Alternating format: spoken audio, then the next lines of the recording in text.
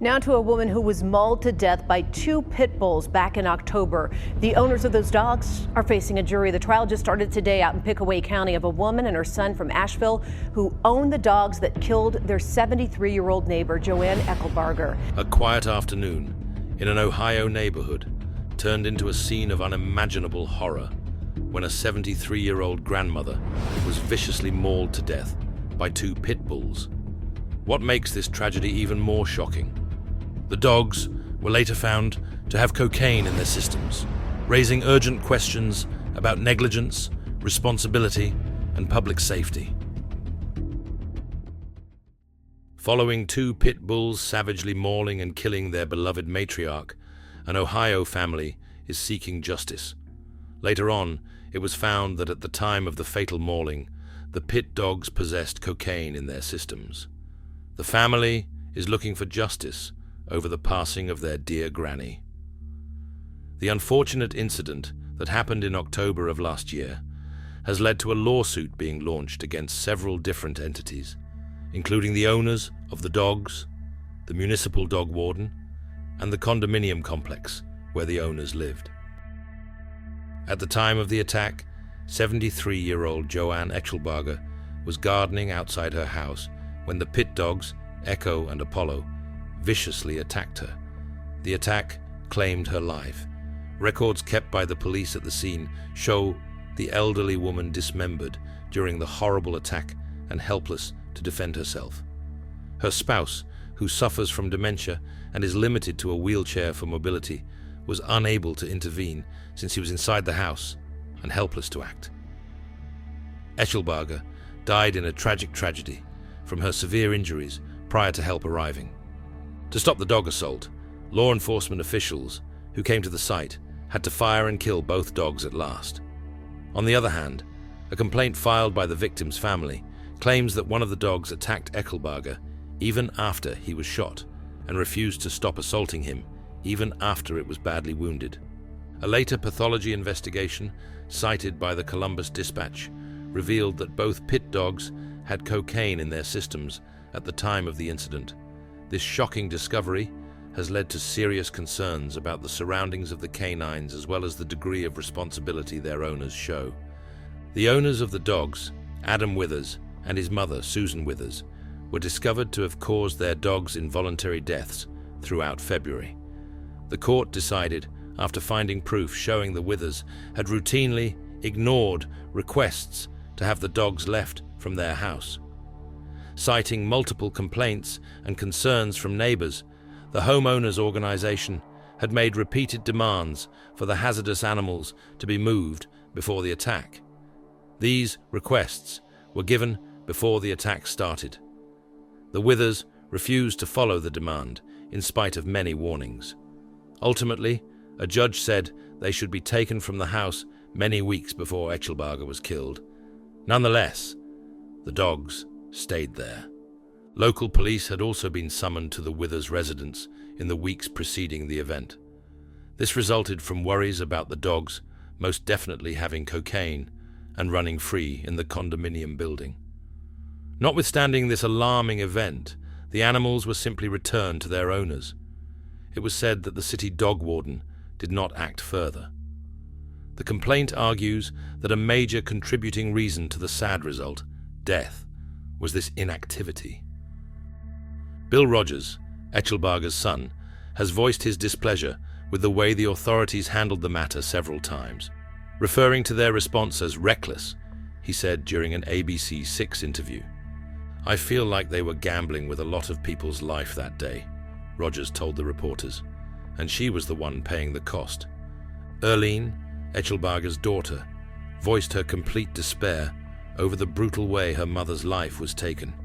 Her comments mirrored the heartache her brother had gone through. She did not in any sense merit this.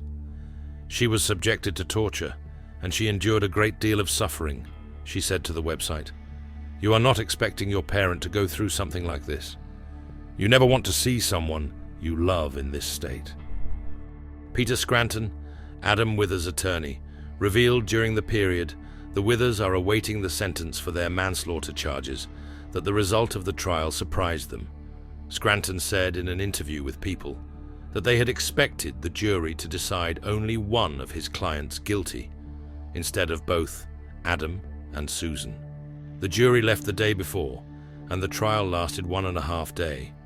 We considered the jury might split it, find him guilty, but not her, or vice versa, Scranton added. The length of time the jurors were out, and that they convicted both of everything, startled us somewhat. Along with punitive damages, the precise amount of which will be decided at trial, the Echelbarger family's complaint seeks compensatory damages of more than $25,000. Regarding the case, Scranton said, "We all knew that was coming," noting that legal action was anticipated. He said, however, that his customers don't have a lot of money, suggesting that their financial circumstances would affect the possible payoff.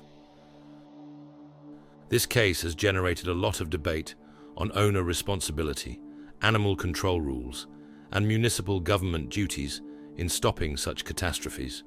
Many are wondering why the dogs were let to stay in the Withers house, despite earlier complaints, and why no strong action was taken following claims of the pets using drugs.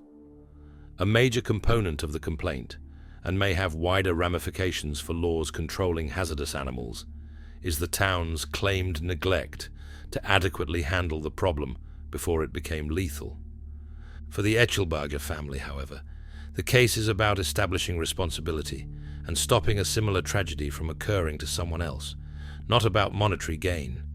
By pursuing justice for Joanne, they intend to draw attention to the systematic flaws allowing the attack to occur and advocate reforms aiming at future life-saving. Based on fresh studies, the number of pet dogs and cats exposed to cocaine in their homes has alarmingly increased recently. This development calls major questions regarding pet health and safety. Renee Schmid, a veterinary toxicologist from the Pet Poison Helpline, and Orrin Ware, a public health researcher at the University of North Carolina at Chapel Hill, undertook the study. They examined information from calls made between 2019 and 2023 to the international hotline. Their studies concentrated on accounts of animals, dogs and cats, being subjected to either cocaine or methamphetamine.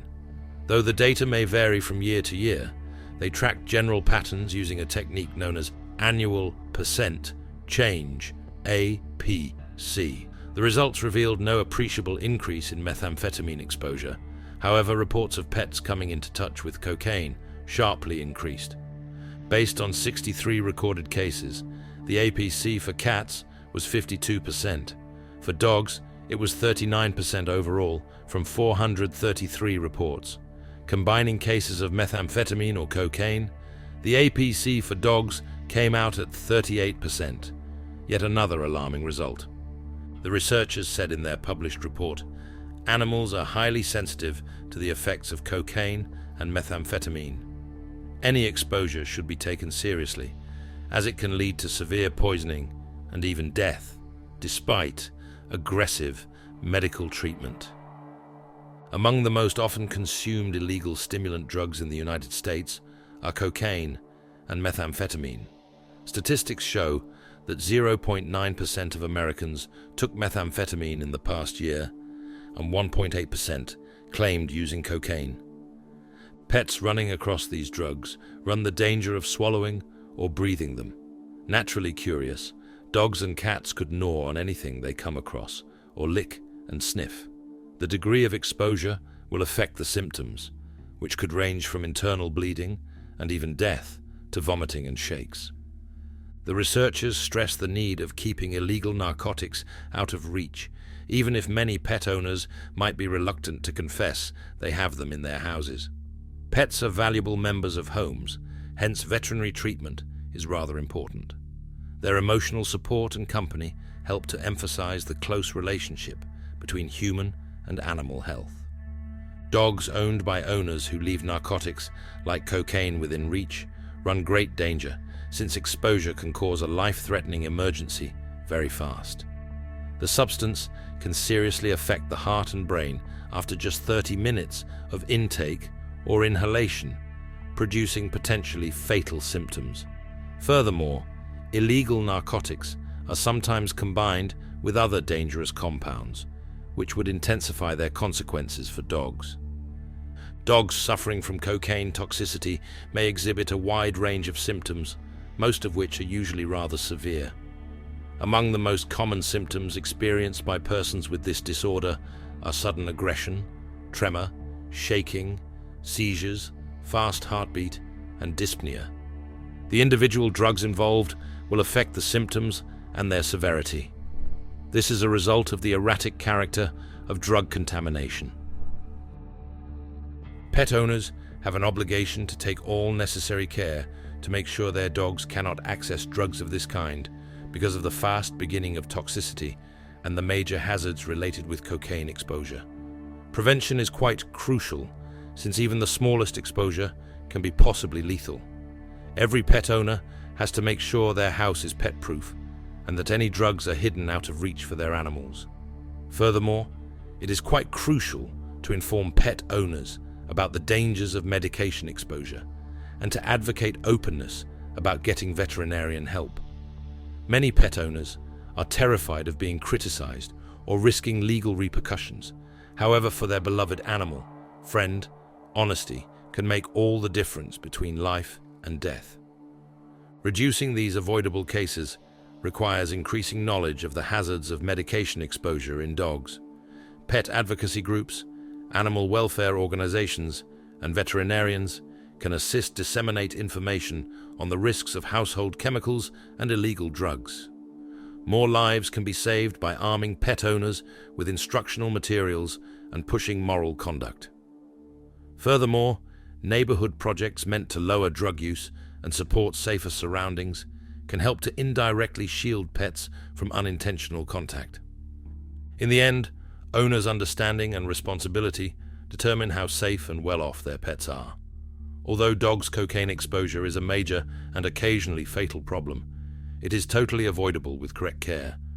Owners can shield their animals from needless pain and possibly deadly outcomes by guaranteeing safe surroundings and keeping dangerous medications safely kept away. Trust, affection, and care define the relationship between people and their pets.